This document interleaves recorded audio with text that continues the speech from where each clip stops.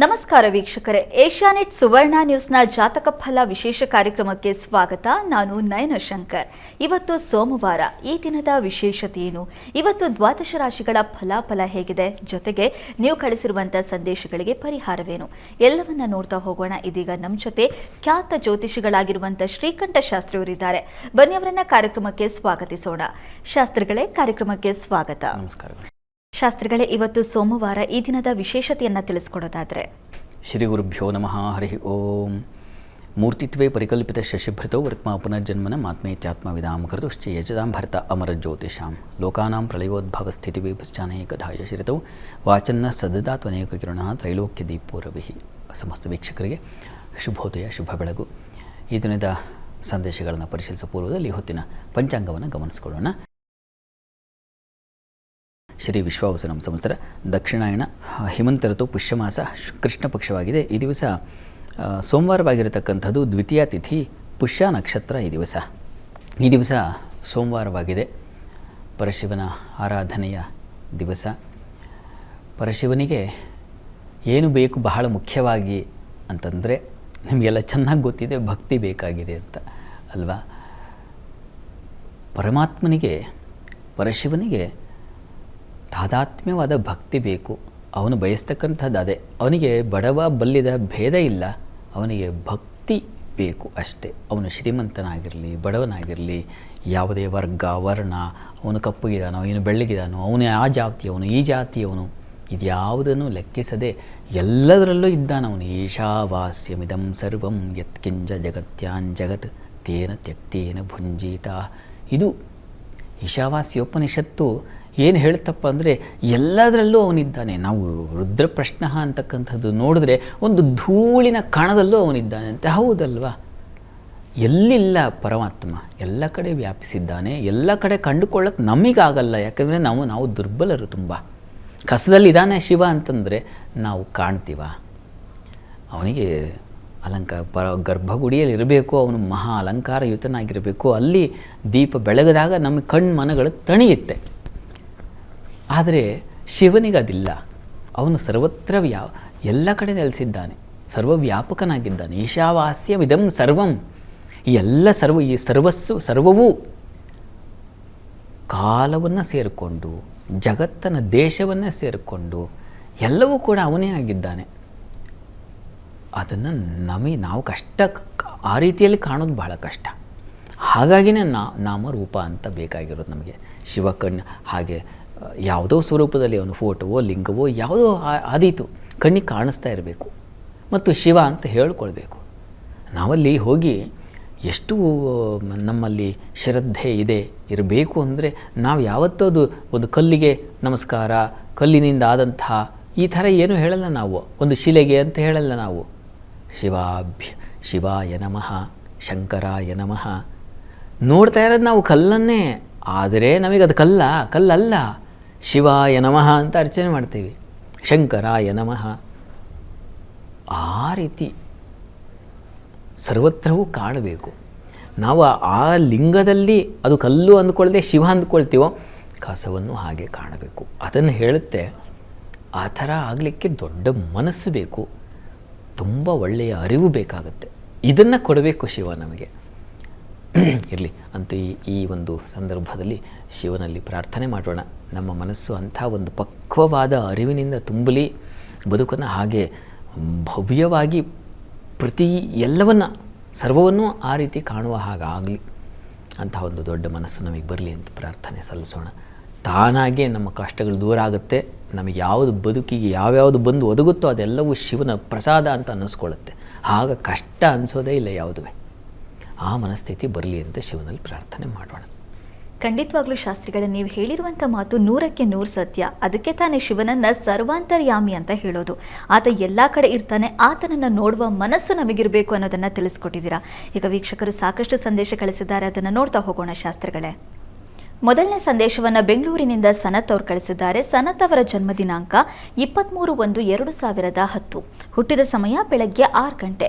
ಶಿಕ್ಷಣದ ಬಗ್ಗೆ ತಿಳಿಸ್ಕೊಡಿ, ಜೊತೆಗೆ ತುಂಬ ಹಠ ಸ್ವಭಾವ ಇದೆ, ಇದಕ್ಕೇನಾದರೂ ಪರಿಹಾರ ತಿಳಿಸ್ಕೊಡಿ ಅಂತ ಪ್ರಶ್ನೆ ಕೇಳಿದ್ದಾರೆ ಶಾಸ್ತ್ರಿಗಳೇ. ಸನತ್ ಅವರ ಪ್ರಶ್ನೆ ಶಿಕ್ಷಣ ಮತ್ತು ಹಠದ ಬಗ್ಗೆ ಕೇಳಿದಾರಲ್ವ? ಹೌದು ಶಾಸ್ತ್ರಿಗಳೇ. ಜಾತಕ ನೋಡೋಣ. ನೋಡಿ, ಈ ಜಾತಕವನ್ನು ಪರಿಶೀಲಿಸಿದ್ರೆ ಇದು ಧನುರ್ಲಗ್ನವಾಗಿದೆ. ಲಗ್ನದಿಂದ ದ್ವಿತೀಯದಲ್ಲಿ ಶುಕ್ರ ಮತ್ತು ರವಿಯರ ಯುತಿಯನ್ನು ಕಾಣ್ತೀವಿ. ಇಬ್ಬರು ಶತ್ರುಗ್ರಹಗಳು. ಶುಕ್ರಂಗ ರವಿ ಕಂಡ್ರಾಗಲ್ಲ, ರವಿ ಶುಕ್ರನ್ ಕಂಡ್ರಾಗಲ್ಲ ಅಂತ ಶಾಸ್ತ್ರಗಳು ಹೇಳ್ತವೆ. ಸೂರ್ಯನೇ ತಾನೇ ಶುಕ್ರನಿಗೂ ಬೆಳಕು ಕೊಡೋದು ಬಿಡಿ, ಅದು ಬೇರೆ ಕಥೆ ಆಗುತ್ತೆ.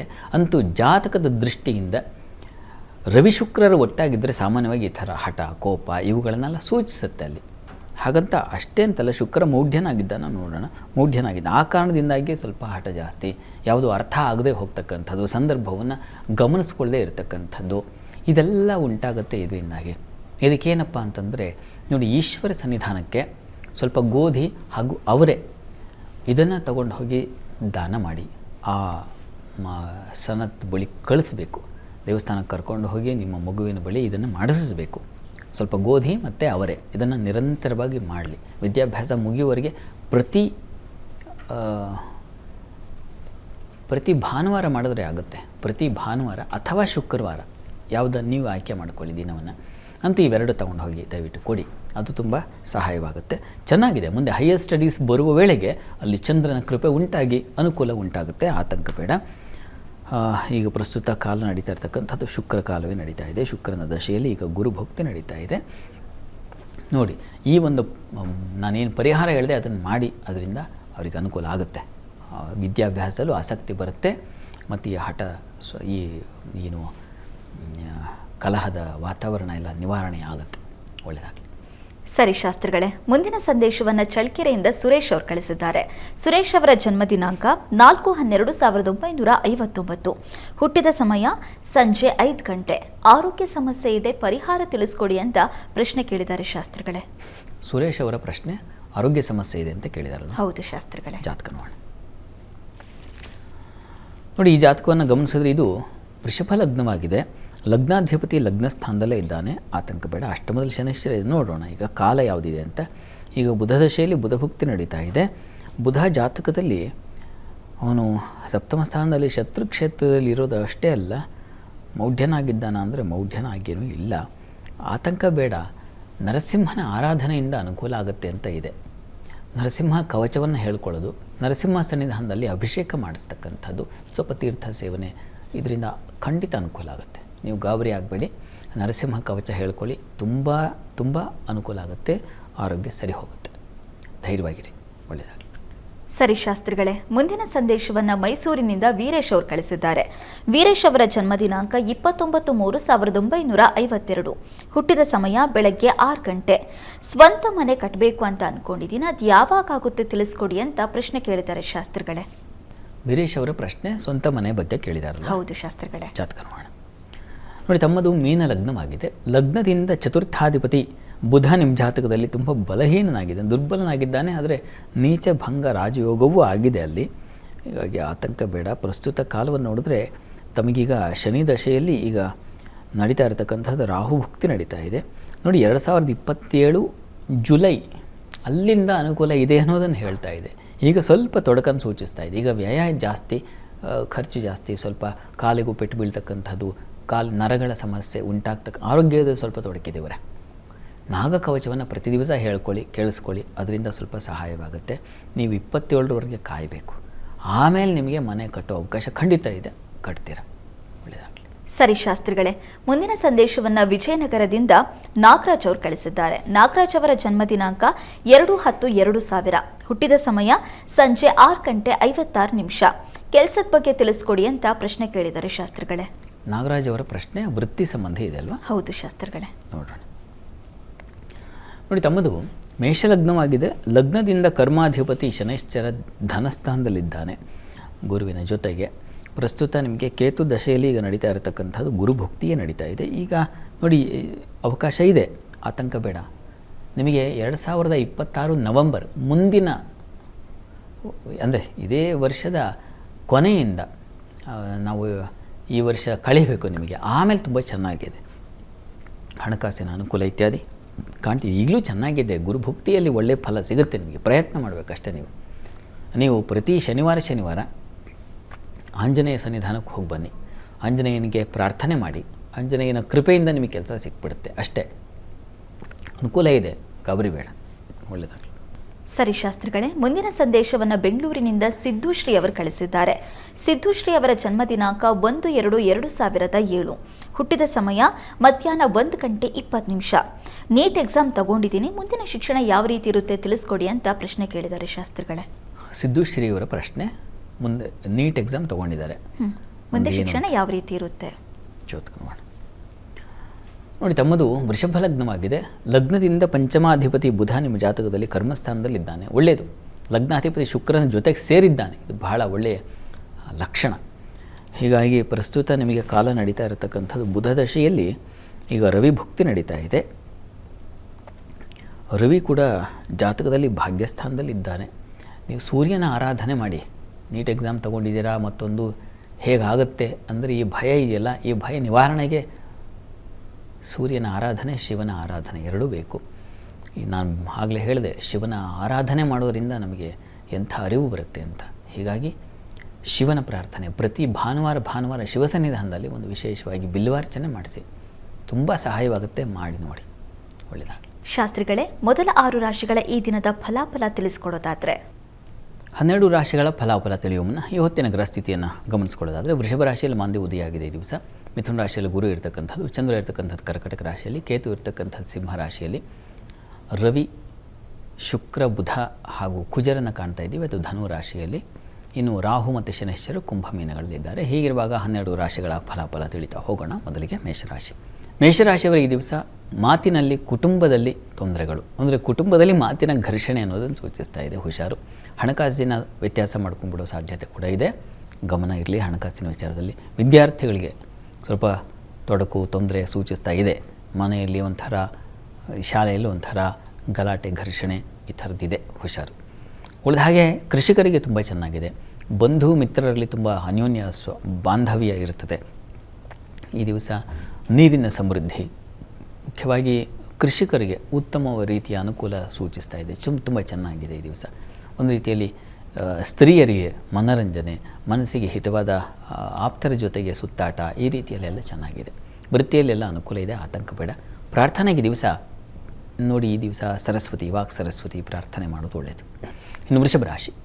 ವೃಷಭ ರಾಶಿಯವರಿಗೆ ಕೆಲಸ ಕಾರ್ಯಗಳಲ್ಲಿ ಈ ದಿವಸ ಸ್ವಲ್ಪ ತೊಡಕು, ಹಿನ್ನಡೆ ಸೂಚಿಸ್ತಾ ಇದೆ. ಎಚ್ಚರವಾಗಿರಿ ಕೆಲಸದ ಸ್ಥಳದಲ್ಲಿ. ಆದರೆ ಅನುಕೂಲ ಇದೆ, ಯೋಚನೆ ಬೇಡ.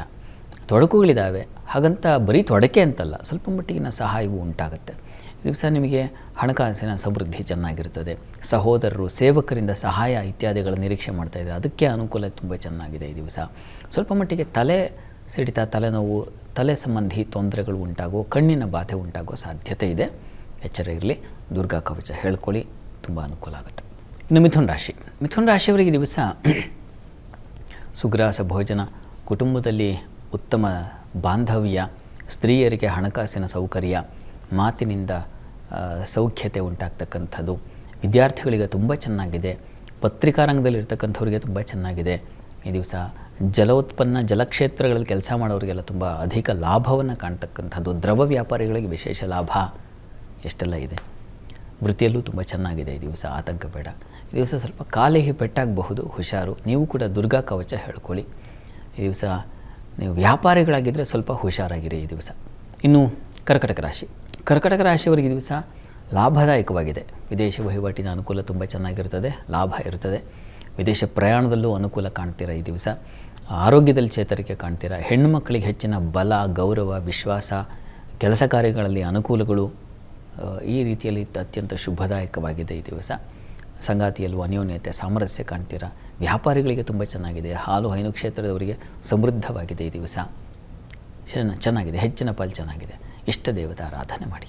ಸಿಂಹರಾಶಿಯವರಿಗೆ ಈ ದಿವಸ ಕೆಲಸ ಕಾರ್ಯಗಳಲ್ಲಿ ತುಂಬ ಕಿರಿಕಿರಿ ಆಗುತ್ತೆ ಈ ದಿವಸ. ನಿಮಗೆ ಅಸಮಾಧಾನ ಇರ್ತದೆ, ಸಮಾಧಾನವಾಗಿರೋಕ್ಕಾಗಲ್ಲ ಈ ದಿವಸ. ಸಿಹಿ ಪದಾರ್ಥ ವ್ಯಾಪಾರಿಗಳಿಗೆ ತುಂಬ ಲಾಭದಾಯಕವಾಗಿದೆ. ಹೆಣ್ಣು ಮಕ್ಕಳಿಗೆ ದಿವಸ ಸ್ವಲ್ಪ ಹೆಚ್ಚಿನ ಅಲೆದಾಟ, ಓಡಾಟ, ಇಷ್ಟ ವಸ್ತು ಖರೀದಿ, ಶಾಪಿಂಗ್ ಅಂತ ತೆರಳಿಬಿಡ್ತಕ್ಕಂಥದ್ದು. ಯಾರಾದರೂ ಫ್ರೆಂಡ್ಸ್ ಸಿಕ್ಬಿಟ್ರೆ ಮುಗಿದೋಯ್ತು ಕಥೆ ಈ ದಿವಸ. ಮನೆಯೇ ಸೇರಲ್ಲ, ಹೊರಗೆ ಇರ್ತೀರ, ಆ ರೀತಿಯ ಒಂದು ಸಂದರ್ಭ. ಅದು ಹಿತವೇ ಇರ್ತದೆ, ಅದರಿಂದ ಏನೂ ಆತಂಕ ಇಲ್ಲ. ಇದರಿಂದ ನಿಮಗೆ ದಾಂಪತ್ಯದಲ್ಲಿ ಅನ್ಯೋನ್ಯತೆ, ಸಾಮರಸ್ಯ, ಸ್ವಲ್ಪ ಮಟ್ಟಿಗಿನ ಕಹಿ ಘಟನೆ ನಡೆಯುತ್ತೆ. ಇದಕ್ಕೆ ನೀವು ಒಂದು ಗಣಪತಿ ಪ್ರಾರ್ಥನೆ ಮಾಡಿ. ಎರಡನೇದು ಶಿವಶಕ್ತಿಯರ ಆರಾಧನೆ ಮಾಡಿ. ಇನ್ನು ಕನ್ಯಾ ರಾಶಿ. ಕನ್ಯಾ ರಾಶಿಯವರಿಗೆ ಕೆಲಸ ಕಾರ್ಯಗಳ ದಿವಸ ತುಂಬ ಚೆನ್ನಾಗಿದೆ, ಅನುಕೂಲ, ಸ್ನೇಹಿತರ ಸಹಕಾರ, ಸಹೋದ್ಯೋಗಿಗಳ ಸಹಕಾರ ಇತ್ಯಾದಿ ಕಾಣ್ತೀರ. ಬಂಧುಗಳಲ್ಲಿ ಆತ್ಮೀಯ ವಿಶ್ವಾಸ ಕಾಣಲಿಕ್ಕೆ ಅವಕಾಶ ಇದೆ ಈ ದಿವಸ. ನಿಮಗೆ ಲಾಭ ಇದೆ, ಹಾಲು ಹೈನುಗಾರರಿಗೆ ವಿಶೇಷವಾದ ಲಾಭ, ಮುಖ್ಯವಾಗಿ ದ್ರವ ವ್ಯಾಪಾರ, ಹೋಟೆಲ್ ಇಂಡಸ್ಟ್ರಿಯಲ್ಲಿರ್ತಕ್ಕಂಥವ್ರಿಗೆ ತುಂಬ ಚೆನ್ನಾಗಿದೆ, ವಿಶೇಷ ಲಾಭ ಗಳಿಕೆಗೆ ಅವಕಾಶ ಇದೆ. ದಾಂಪತ್ಯದಲ್ಲೂ ಅನ್ಯೋನ್ಯತೆ ಕಾಣಲಿಕ್ಕೆ ಅವಕಾಶ ಇದೆ. ತಂದೆ ಮಕ್ಕಳಲ್ಲಿ ಸ್ವಲ್ಪ ಕ್ಲಾಶಸ್ ಬರಬಹುದು, ನರಸಿಂಹ ಪ್ರಾರ್ಥನೆ ಮಾಡಿ. ಇನ್ನು ತುಲಾರಾಶಿಯವರಿಗೆ ಕೆಲಸ ಕಾರ್ಯಗಳಲ್ಲಿ ತುಂಬ ಚೆನ್ನಾಗಿದೆ ಈ ದಿವಸ, ವಿಶೇಷ ಮಾನ್ಯತೆ ಗೌರವ ಸಿಗ್ತಕ್ಕಂಥದ್ದಾಗಿದೆ. ಹೆಣ್ಣುಮಕ್ಕಳಿಗೆ ಅಧಿಕಾರದ ಬಲ ಇದೆ. ಈ ಹೂವಿನ ವ್ಯಾಪಾರಿಗಳಿಗೆ, ಹಣ್ಣಿನ ವ್ಯಾಪಾರಿಗಳಿಗೆ ತುಂಬ ಚೆನ್ನಾಗಿದೆ. ದ್ರವ ವ್ಯಾಪಾರಿಗಳಿಗೆ ವಿಶೇಷವಾದ ಲಾಭ, ಕಾರ್ಯಕೌಶಲ್ಯ, ಕೆಲಸದಲ್ಲಿ ಒಂದು ಗುರುತಿಸುವಿಕೆ, ಐಡೆಂಟಿಟಿ ಅಂತೀವಲ್ಲ, ಆ ರೀತಿಯಲ್ಲಿ ಉಂಟಾಗ್ತಕ್ಕಂಥದ್ದೆಲ್ಲ ತುಂಬ ಚೆನ್ನಾಗಿದೆ. ದೇವತಾ ಪೂಜೆ ಪುನಸ್ಕಾರ ಇಂಥವುಗಳಲ್ಲೂ ಮನಸ್ಸು ಉಂಟಾಗ್ತಕ್ಕಂಥದ್ದು, ಯಾವುದೋ ದಾನ ಮಾಡ್ತಕ್ಕಂಥ ಒಂದು ಮನಸ್ಸು, ಪ್ರವೃತ್ತಿ, ಇದೆಲ್ಲ ತುಂಬ ಚೆನ್ನಾಗಿದೆ ಈ ದಿವಸ. ದಾಂಪತ್ಯದಲ್ಲೂ ಅನ್ಯೋನ್ಯತೆ ಕಾಣ್ತೀರ, ಚೆನ್ನಾಗಿದೆ. ಹೆಚ್ಚಿನ ಅಂಶ ಒಂದು ನಷ್ಟತೆಯೂ ಇದೆ, ನಷ್ಟ, ಸೋಲು, ಅಪಮಾನ ಇದನ್ನು ಸೂಚಿಸ್ತಾ ಇದೆ. ಲಲಿತಾ ಸಹಸ್ರನಾಮ ಹೇಳ್ಕೊಳ್ಳಿ. ಇನ್ನು ವೃಶ್ಚಿಕ ರಾಶಿಯವರಿಗೆ ದಿವಸ ಕೆಲಸ ಕಾರ್ಯಗಳಲ್ಲಿ ತುಂಬ ಚೆನ್ನಾಗಿದೆ, ಲಾಭವನ್ನು ಕಾಣ್ತೀರ. ಸಜ್ಜನರು, ಹಿರಿಯರಿಂದ ಒಳ್ಳೆಯ ಉತ್ಕೃಷ್ಟವಾದ ಫಲ ಸಿಗುತ್ತೆ ಈ ದಿವಸ, ಒಳ್ಳೆಯ ಮಾರ್ಗದರ್ಶನ ಸಿಗುತ್ತೆ ಮುಖ್ಯವಾಗಿ. ಮತ್ತು ಈ ದಿವಸ ತಂದೆ ಮಕ್ಕಳ ಬಾಂಧವ್ಯ ತುಂಬ ಅನ್ಯೋನ್ಯವಾಗಿರುತ್ತದೆ. ಈ ದಿವಸ ದೇವಸ್ಥಾನ, ದಾನ ಅಥವಾ ಇನ್ಯಾವುದೋ ಸಾಧು ಸಂತರ ಭೇಟಿ, ಇವುಗಳನ್ನೆಲ್ಲ ತುಂಬ ಸೂಚಿಸ್ತಾ ಇದೆ, ತುಂಬ ಚೆನ್ನಾಗಿದೆ ಈ ದಿವಸ. ದಾಂಪತ್ಯದಲ್ಲಿ ಸ್ವಲ್ಪ ಕಿರಿಕಿರಿಯ ಸೂಚಿಸ್ತಾ ಇದೆ, ಮನಸ್ಸಿಗೆ ಬೇಸರ ಮಾಡ್ಕೊಂಡ್ಬಿಡ್ತೀರ. ಲಕ್ಷ್ಮೀನಾರಾಯಣರ ಪ್ರಾರ್ಥನೆ ಅದು ತುಂಬ ಸಹಾಯವಾಗುತ್ತೆ, ಮಾಡಿ. ಇನ್ನು ಧನುರಾಶಿಯವರಿಗೆ ಈ ದಿವಸ ಕೆಲಸ ಕಾರ್ಯಗಳಲ್ಲಿ ತುಂಬ ಚೆನ್ನಾಗಿದೆ. ಶಿಕ್ಷಣ ಕ್ಷೇತ್ರದಲ್ಲಿ ಇರ್ತಕ್ಕಂಥವರಿಗೆ, ಅಧ್ಯಯನ ಸಂಶೋಧನೆ ಮಾಡೋರಿಗೆ ತುಂಬ ಚೆನ್ನಾಗಿದೆ ಈ ದಿವಸ. ಅಷ್ಟಾಗಿ ನಷ್ಟ ಫಲಗಳಿಲ್ಲ ಈ ದಿವಸ, ಚೆನ್ನಾಗಿದೆ. ದಾಂಪತ್ಯದಲ್ಲಿ ಅನ್ಯೋನ್ಯತೆ, ಸಾಮರಸ್ಯ ಕಾಣ್ತೀರ. ಸ್ವಲ್ಪ ಮಟ್ಟಿಗೆ ಆರೋಗ್ಯದಲ್ಲಿ ವ್ಯತ್ಯಾಸ ಆಗಬಹುದು, ಗಮನ ಇರಲಿ. ಆರೋಗ್ಯದ ದೃಷ್ಟಿಯಿಂದ ಶಿವಸನ್ನಿಧಾನದಲ್ಲಿ ರುದ್ರಾಭಿಷೇಕ ಮಾಡಿಸಿ. ಇನ್ನು ಮಕರ ರಾಶಿಯವರಿಗೆ ಕೆಲಸ ಕಾರ್ಯಗಳಲ್ಲಿ ಈ ದಿವಸ ಪರಿಶ್ರಮ ಜಾಸ್ತಿ ಇದೆ, ಕೆಲಸದ ಒತ್ತಡ ಉಂಟಾಗುವ ಲಕ್ಷಣ ಸೂಚಿಸ್ತಾ ಇದೆ. ಆದರೆ ದಾಂಪತ್ಯದಲ್ಲಿ ಅನ್ಯೋನ್ಯತೆ, ಸಾಮರಸ್ಯ, ಸಂಗಾತಿಯಲ್ಲಿ ಅನ್ಯೋನ್ಯ ಪ್ರೀತಿ ಉಂಟಾಗ್ತಕ್ಕಂಥದ್ದನ್ನು ಸೂಚಿಸ್ತಾ ಇದೆ. ಜಲ ವ್ಯಾಪಾರ, ಜಲಕ್ಷೇತ್ರಗಳಲ್ಲಿ ಕೆಲಸ ಮಾಡೋರಿಗೆ ತುಂಬ ಚೆನ್ನಾಗಿದೆ. ದ್ರವ ವ್ಯಾಪಾರಿಗಳಿಗೆ ಸಮೃದ್ಧವಾದ ಅನುಕೂಲ ಇದೆ. ಕೃಷಿಕರಿಗೆ ತುಂಬ ಚೆನ್ನಾಗಿದೆ. ಮತ್ತು ಹಾಲು, ಹೈನು ಮತ್ತು ಈ ಬೆಣ್ಣೆ, ಮೊಸರು ಇವುಗಳಿಗೆ ಸಂಬಂಧಿಸಿರ್ತಕ್ಕಂಥದ್ದು, ವಸ್ತ್ರ, ಕುಸುಮ, ಹೂವಿಗೆ ಸಂಬಂಧಿಸಿರ್ತಕ್ಕಂಥ ವ್ಯಾಪಾರ ತುಂಬ ಸಮೃದ್ಧವಾಗಿದೆ ಈ ದಿವಸ. ಪ್ರಾರ್ಥನೆಗೆ ದಿವಸ ಸ್ವಲ್ಪ ಬುದ್ಧಿಮಂಕಾಗುತ್ತೆ, ಈ ಕಾರಣದಿಂದಾಗಿ ಬುದ್ಧಿರೂಪೇಣ ಸಂಸ್ಥಿತ ಹೇಳ್ಕೊಳ್ಳಿ. ಇನ್ನು ಕುಂಭರಾಶಿಯವರೆಗೆ ದಿವಸ ವೃತ್ತಿಯಲ್ಲಿ ವಿಶೇಷ ಲಾಭ, ವಿಶೇಷ ಅನುಕೂಲಗಳು ಕಾಣಲಿಕ್ಕೆ ಅವಕಾಶ ಇದೆ. ಸಾಲದಿಂದ ಹೊರಗೆ ಬರ್ತೀರಾ, ಅಂತೂ ಶತ್ರುಗಳ ಕಾಟದಿಂದಲೂ ಹೊರಗೆ ಬರ್ತೀರ. ಸಮಾಧಾನ ಇದೆ, ಮಕ್ಕಳಿಂದ ಸಂತೋಷ ಇದೆ. ಪ್ರಯಾಣದಲ್ಲಿ ಸ್ವಲ್ಪ ತೊಂದರೆ ಸೂಚಿಸ್ತಾ ಇದೆ, ಹಾಗಾಗಿ ಪ್ರಯಾಣ ಬೆಳೆಸ್ತಾ ಇದ್ದರೆ ಸ್ವಲ್ಪ ಹುಷಾರು. ಗ್ರಾಮ ದೇವತಾ ದರ್ಶನ, ಗಣಪತಿ ದರ್ಶನ ಮಾಡಿ. ಇನ್ನು ಮೀನರಾಶಿಯವರಿಗೆ ಈ ದಿವಸ ಕೆಲಸ ಕಾರ್ಯಗಳಲ್ಲಿ ತುಂಬ ಚೆನ್ನಾಗಿದೆ. ಅಧಿಕಾರ ಮತ್ತು ಕಾರ್ಯಕೌಶಲ್ಯ ಇದೆಲ್ಲ ತುಂಬ ಚೆನ್ನಾಗಿದೆ, ಅದರಿಂದಾಗಿ ಹೆಸರು ಸಂಪಾದನೆ ಮಾಡ್ತಕ್ಕಂಥದ್ದಿದೆ. ಸ್ನೇಹಿತರಿಂದ ಅನುಕೂಲಕರವಾಗಿದೆ ಈ ದಿವಸ. ಬಂಧುಗಳಲ್ಲಿ ವಿಶ್ವಾಸ ಇದೆ. ತಾಯಿ ಮಕ್ಕಳಲ್ಲಿ ಅನ್ಯೋನ್ಯ ಪ್ರೀತಿ ವಿಶ್ವಾಸಗಳು ಮೂಡುತ್ತೆ. ಕಿವೆ ಹರ್ಕೊಳ್ತಾ ಇದ್ದವರು ತುಂಬ ಅನ್ಯೋನ್ಯತೆಯಿಂದ ಇರ್ತಾರೆ, ಅಪ್ಪ ಏನು ಹೀಗೆ ಚೆನ್ನಾಗಿದ್ದಾರಲ್ಲ ಅಂತ. ಆ ರೀತಿಯಲ್ಲಿ ಅನುಕೂಲ ಇದೆ ಖಂಡಿತ. ಮನಸ್ಸಿಗೆ ಹಿತವಾಗಿರ್ತದೆ ಈ ದಿವಸ. ಸ್ವಲ್ಪ ಮಟ್ಟಿಗೆ ಭಯ ಇದೆ, ಭಯದ ವಾತಾವರಣ ಇರ್ತದೆ. ಇದರ ನಿವಾರಣೆಗೆ ಆಂಜನೇಯನ ಪ್ರಾರ್ಥನೆ ಮಾಡಿ. ಈ ದಿವಸ 12 ರಾಶಿಗಳವರು, ರಾಶಿ ಗೊತ್ತಿಲ್ಲ ಅಂತಕ್ಕಂಥವ್ರು ಹೇಳಬಹುದಾದ ಮಂತ್ರ ಗಮನಿಸಿ. ಓಂ ಸರ್ವಮಾಯಾ ವಿಭಂಜನಾಯ ನಮಃ. ಈ ಮಂತ್ರ ಹೇಳ್ಕೊಳ್ಳಿ, ಅನುಕೂಲ ಆಗುತ್ತೆ. ಶಾಸ್ತ್ರಿಗಳೇ, ಈ ದಿನದ ವಿಶೇಷತೆ, ದ್ವಾದಶ ರಾಶಿಗಳ ಫಲಾಫಲ, ವೀಕ್ಷಕರ ಸಂದೇಶಗಳಿಗೆ ಪರಿಹಾರ ತಿಳಿಸ್ಕೊಟ್ಟಿದ್ದೀರಾ. ಧನ್ಯವಾದಗಳು ಶಾಸ್ತ್ರಿಗಳೇ. ಸರ್ವೇ ಜನಾಃ ಸುಖಿನೋ ಭವಂತು, ಸಮಸ್ತ ಸನ್ಮಂಗಳಾನಿ ಭವಂತು. ಎಲ್ಲರಿಗೂ ಶುಭವಾಗಲಿ. ವೀಕ್ಷಕರೇ, ಇದಾಗಿತ್ತು ಇವತ್ತಿನ ಜಾತಕ ಫಲ ವಿಶೇಷ ಕಾರ್ಯಕ್ರಮ. ನೇರ, ದಿಟ್ಟ, ನಿರಂತರ ಸುದ್ದಿಗಾಗಿ ನೋಡ್ತಾ ಇರಿ ಏಷ್ಯಾನೆಟ್ ಸುವರ್ಣ ನ್ಯೂಸ್.